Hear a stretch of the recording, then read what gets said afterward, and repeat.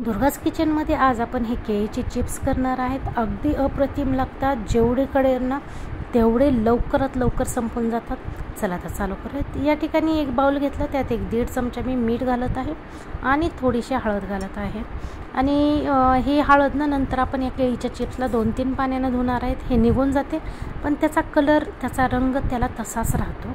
आता ही कच्ची केळी आहे, ही आमच्या शेतातलीच आहे। तुम्ही मार्केटमधून ही अशी कच्ची केळी आणू शकता। त्याची देठ काढूत आणि त्याची सालपट ही काढून घेऊत आपण। हे पाहिलं, अशा प्रकारे याची साल काढून घेऊ। जर केळी काही केळी खूपच चिकट असते तर त्यावेळेस काय करा, तुमच्या हाताला आणि या चाकूला ना थोडंसं गोड तेल म्हणजे खाण्याचं तेल लावा, जेणेकरून ना हे हाताला आणि चाकूला चिटकणार नाहीत। हे पाहिलं, पूर्ण याचं साल काढून घेऊत आपण। अशाच नवनवीन रेसिपीज आपल्या दुर्गा किचनवर असतात। नेहमी पाहत जा, लाईक करत जावा, सबस्क्राईब करत जावा आणि शेअर करत जावा। आणि महत्त्वाची गोष्ट, कमेंट करायला विसरू नका। चला तर या केळीच्या आपण अशा चकत्या पाडून घेऊत। हे मी चाकूनच पाडत आहे, तुम्ही स्लायसरनं पण पाडू शकता, जे चिप्सचे स्लायसर असतात ना त्यानं। पण एक महत्त्वाची गोष्ट, याच्यामध्ये ना हे चिप्सचे ना बारीक स्लाइस करू नका, कारण आपल्याला याला 2-3 पाण्यामध्ये धुवायचं आहे, त्यावेळेस हे तुटू शकतात।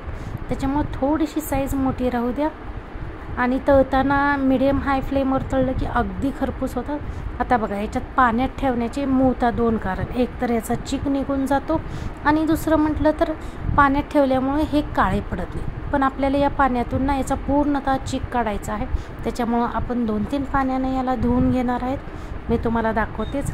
या मिठामुळं याच्यातल्या पाण्यातून ना असा चिक बाहेर येतो, म्हणजे एक पार्टिकल्स या ना केळीच्या स्लायसेसच्या खाली राहतात। मी तुम्हाला दाखवते। हलक्या हाताने याला धुवायचं, जास्त प्रेस करून नाही धुवायचं। हे पहा, याच्यात जे रेषे धागे दिसतात ना ते चीक असतं।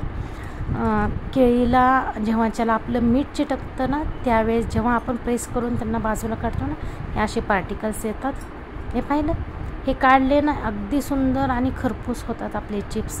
त्याच्यामुळे हे काढायचे। बाहेर मार्केटमध्ये हे काढलं जात नाही, डायरेक्ट स्लाइस करून त्यांना तसंच तेलामध्ये तळलं जातं। आता पहा, हे चिप्स तिसऱ्या पाण्याने आहेत, अगदी पांढरे शुपट निघालेले आहेत, पण याच्यामध्ये ना थोडासा हळदीचा कलर आहेच। हे पाहिलं पाणी कसं झालं आहे। आता हे 3 पाण्याने आपण धुवून घेतले आहेत। अगदी सुंदर आपले चिप्स झालेले आहेत, काळेसुद्धा झालेले नाहीत। आता याला एक मलमलच्या कपड्यावर आपण ठेवू। फक्त विदिन 2 ते 3 मिनिट आपल्याला याच्यावरती ठेवायचं आहे आणि कपड्याला प्रेस करून घ्यायचं आहे, जेणेकरून याचं एक्सेस पाणी ना या कपड्याला लागेल। आणि लगेचच आपण कढईत तेल गरम करायला ठेवलेलं आहे, हाय फ्लेम आहे। आता मीडियम करायचं जेव्हा आपण चिप्स टाकू तेव्हा। आणि असे चिप्स 4 करून आपल्याला तळून घ्यायचे आहेत। एकदम टाकले ना मग ते एकमेकाला चिटकतात आणि त्याचा खरपूसपणाही येत नाही। त्याच्यामुळे थोडं करून टाका, वाटलंच तर तेलाची क्वांटिटी वाढवा आणि बल्क वाईज टाका।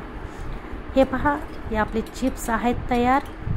ह्याच्यामध्ये तुम्ही पेरी पेरी मसाला, पिझ्झा मसाला, पास्ता मसाला कुठलाही घालून खाऊ शकता। मी थोडंसं तिखट आणि थोडंसं मीठ साधं टाकणार आहे आणि ही अप्रतिम डिश आहे, खूप सुंदर लागते। नक्की बनवा, लाईक, शेअर आणि सबस्क्राईब करायला विसरू नका।